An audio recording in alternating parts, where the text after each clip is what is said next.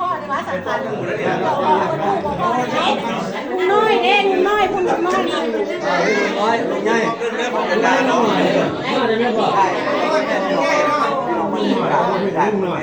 เอาให้ลูกหน่อยนี่ได้ลูกหน่อยนี่เอาไปไปแล้วตามหน่อยลูกหน่อยนะให้ลูกหน่อยนี่ ลุงมาแล้วเลยท่านลุงทองมาแล้วนะวัน เรา มา เคยบอกแล้วนะว่าพ่อเราขึ้นมา ย้ายรถย้ายไปพูดไปพูดรถครบแล้วว่าลุงหน่อยลุงใหญ่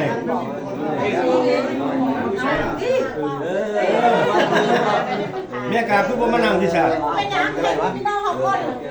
ไปพูดไปเลยพวก มาพี่ก้อนมาหาไอ้หาเป็นอย่างเพราะว่า ไปเลยไปเลย ครับมาพี่ก้อนมาพี่เลยมาพี่เลยมาพี่มาหาตามาเขายังมาการกันเนาะ มันมาตลาด ผู้ใดจะพูดอะไรนี่แม่นบ่ นี่ล่ะ เงียบไป ค่อยดูแม่สิบ่เอาวันนี้นี่มานี่